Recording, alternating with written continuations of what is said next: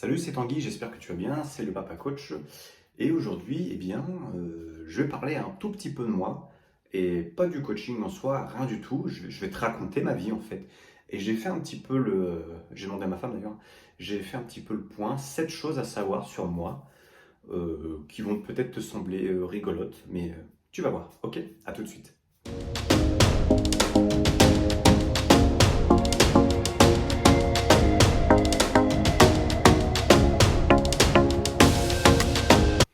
Alors, on va commencer. 7 choses à savoir sur moi. Et la première, celle que tu dois retenir, c'est que moi, j'ai bien dit toujours fait du sport. Il y a eu un laps de temps où pendant 3 ans, j'en ai peu fait avec mes études en hôtellerie, mais il faut savoir que j'ai toujours fait du sport. Tout jeune, c'est passé par du judo, c'est passé par de la gym, c'est passé par du foot occasionnellement avec les potes, après avec du badminton à l'école, avec du volley, avec de l'athlétisme. Et après, à mes 19 ans, je suis tombé en salle de musculation. Et voilà. Et j'ai fait aussi de la natation. Fort heureusement, j'ai eu des parents qui m'ont un petit peu travaillé à gauche à droite parce qu'ils avaient des activités physiques qu'ils appréciaient. Eux aussi, quand ils étaient jeunes, ils l'ont fait, ils m'ont trimballé et je trouve que c'était une très bonne chose pour moi. Ça m'a peut-être forgé, et ça m'a fait devenir l'homme que je suis aujourd'hui et le coach aussi que je suis devenu aujourd'hui parce que j'ai pu faire plein d'activités, comme même de la planche à voile ou de l'escalade, où vraiment il y a eu beaucoup de choses que j'ai pu faire et j'en ai eu de la chance, même du vélo, même du roller que j'ai détesté d'ailleurs. Enfin voilà. Et le pire dans tout ça, c'est que le seul sport que j'ai fait où j'ai le plus détesté, je crois que c'est le ski. Donc aujourd'hui, j'ai même plus envie de remettre un pied dessus. Voilà pour te dire. Voilà. Le deuxième, c'est que coach de sport, en fait, c'est pas mon premier métier. Il faut savoir que je suis pas quelqu'un qui était très scolaire et j'ai tout de suite vouloir faire en fait de la cuisine. Moi, je voulais faire de la cuisine et j'ai vu qu'en cuisine, j'étais totalement cloîtré entre 4 murs. Et ça m'a pas intéressé du tout. Et je me suis dit, pourquoi pas aller en salle? Pourquoi pas voir un peu ce qui se passe et voir du monde? Et ça m'a plu. Et ça en plus, même la tenue, même le truc, une certaine prestance. Donc je me suis dit, il y a un truc, tu vois, il y a un truc, voir des gens, voilà. Au moins je peux voir du monde, au moins je peux servir des trucs intéressants, au moins je peux... Il y a plein de choses qui m'attiraient par rapport à la salle.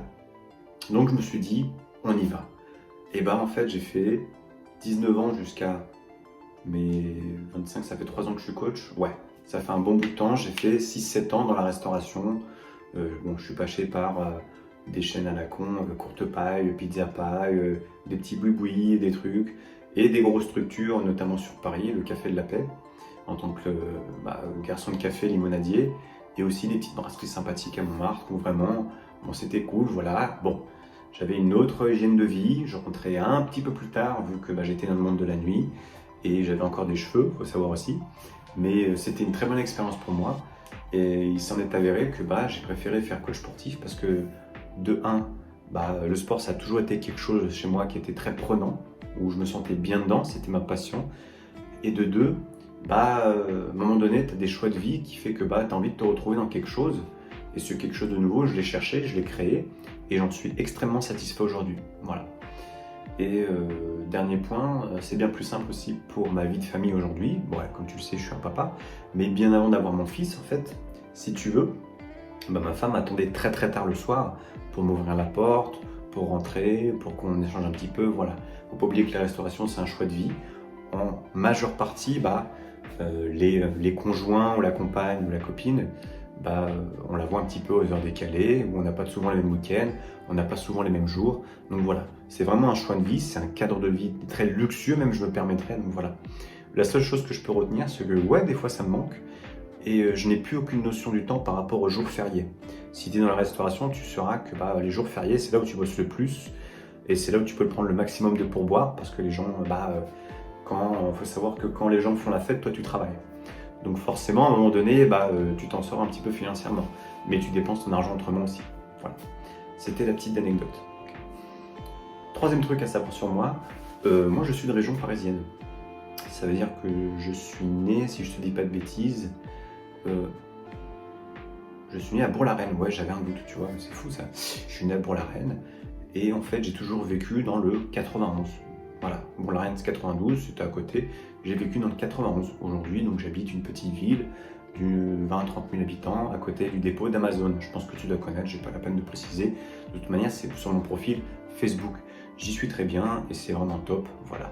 Pourquoi pas peut-être changer un petit peu d'air très prochainement, mais moi j'ai toujours vécu ici, j'ai grandi ici, tous mes amis étaient ici, j'ai fait plein de choses. Voilà. Pourquoi pas, mets-moi en commentaire toi d'où tu viens. Écoute, avec grand plaisir, peut-être qu'on est voisins, tout simplement. Ok. Le truc qui est ouf, quatrième, tu le sais, ça fait bientôt 3 ans que je suis papa. Eh bien, tu vas rigoler, mais c'était vraiment moi qui voulais un enfant au tout début avec ma compagne. Et l'anecdote qui s'est passée, c'est que le 2018, je crois que c'est ça, 2018, le jour de l'an, on était à Londres avec ma conjointe.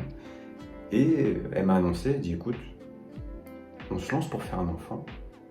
Et j'aimerais bien qu'on soit à New York, sachant qu'en avril, on devait aller à New York. Et je dis bah ok, c'est parti. Elle arrête sa contraception. 3 semaines plus tard, il est là. Il est lancé. donc c'était une bénédiction. On est allé à New York, voilà, et elle avait pris l'avion et tout. Elle était un petit peu fatiguée, on avait beaucoup marché. Très bonne grossesse, ça n'a pas pris beaucoup de poids, 15 kilos, quelque chose comme ça. De toute manière, c'était plus, je la quittais. Et non, je plaisante. Et du coup, bah, tout s'est bien passé. Si je peux te raconter ça à la rigueur, c'était un mercredi soir. Normalement, il devait venir le premier, quelque chose comme ça. Mais en fait, mon fils est né justement une semaine après mon anniversaire. Donc, ce qui veut dire qu'à 18 h le soir, elle m'a appelé, elle m'a dit viens chérie, j'ai perdu les os. Voilà, il y a quelque chose qui s'est passé. Et le lendemain, à midi 14, il était là. Voilà, mon petit garçon s'appelle Elliot et je suis le plus heureux des papas et c'était quelque chose de très nouveau. Et si c'était à refaire, bah, pourquoi pas, on prendra le temps de discuter avec madame. Mais voilà. Mais j'ai pas été un très bon conjoint parce qu'en fait, je suis allé très vite retourner travailler et j'ai pas pris mes dispositions pour prendre du temps avec ma femme ou même des jours, quoi que ce soit. Comme tu le sais, coach, tu as un petit peu un statut d'indépendant, donc tu travailles pas, tu gagnes pas de sous, quoi. Donc c'est à refaire, mais j'aurais pris un peu plus de temps et plus de soutien pour ma femme. Si vous vous souvenez, vous avez des jeunes enfants, il y a les coliques, il y a les nuits qui sont un petit peu chamboulées, les couches, tout ça. Donc bon, fallait que ça se mette en place. Mais bon, aujourd'hui, tout va bien et c'est un ange et je l'aime trop. Et je les aime trop tous les deux d'ailleurs. Voilà. 5e point, faut savoir que moi aussi, il n'y a pas si longtemps que ça, j'étais en surpoids. Et j'étais pas loin des 100 kilos. C'était en fait la phase accouchement, après c'était quelques mois de mon fils et confinement. Et là le confinement, moi il m'a éclaté. Il m'a éclaté parce que, je te parlais d'un truc après, ça a fait le yo-yo dans le sens où moi ça a fait ça, quoi. Tout et n'importe quoi, voilà. Et même avant, quand je me suis mis avec ma femme actuelle, j'ai pris du poids parce que on a profité, on a fait des sorties, voilà. En fait, c'est même les chiffres qui le disent, hein, dès qu'un homme se met en concubinage avec une femme, il prend du poids, quoi. Bon, c'est tombé sur moi aussi, après j'en ai reperdu, après j'en ai repris, voilà. Aujourd'hui, t'en fais pas, je me sens bien dans mon corps, voilà, je sais ce qu'il faut faire, j'ai le nécessaire, j'ai aucun mal à me cadrer sur la bouffe ou quoi que ce soit. Et même si des fois moi-même j'aimerais être coaché, hein, c'est pas un souci ou quoi que ce soit, mais je sais ce qu'il faut faire, je sais comment faire, quoi faire et sur quoi moi je dois me freiner parce que je me connais. Voilà. Moi aussi j'ai mes petits trucs où voilà quoi. J'aime bien taper dedans, forcément. 6e point, eh bien, et tu vas rigoler, en fait, je me suis découvert une passion pour le whisky. Eh bien, je collectionne les whiskies. J'avais commencé ça juste avant le confinement. Et là, j'ai arrêté parce que j'ai plus de place. Je dois avoir une quarantaine de whisky. Et c'est bien sûr, alors je suis pas, j'ai pas une tête d'alcoolique quand même, tu vois. Mais faut savoir qu'il n'y a aucune bouteille qui a été jetée parce qu'il n'y en a aucune qui est terminée. Il y en a peut-être un petit peu plus qui sont entamées parce que les potes y sont passés ou tiens, goûte-moi ça, qu'est-ce que t'en penses, ainsi de suite. Bon, il y en a eu des petites préférences, il y a des potes qui boivent un petit peu plus que moi aussi, donc forcément, tu te doutes bien qu'il y a certaines bouteilles qui sont descendues un peu plus rapides. Mais il faut savoir qu'en fait, je suis quelqu'un comme toi, tu vois. Toi, tu peux peut-être kiffer le vin blanc, t'as peut-être une super cave. Moi, c'est le whisky parce que il y a un truc assez noble là-dedans, je dirais, assez cool, tu vois. Donc, j'ai une attirance pour ça, j'adore le goût, voilà, un ou deux, mais grosso modo, si j'en bois deux dans le mois, c'est vraiment le grand max, quoi. Et dû à mon poids, je crois que c'est surtout pendant le confinement où j'ai pété les plombs, je crois que c'était un ou deux tous les 2 soirs, quoi. Donc là, j'ai déconné quand même. Mais je le reconnais, hein. Faut être vrai avec soi des fois, faut se dire, là, Tanguy, t'as merdé, quoi. Voilà.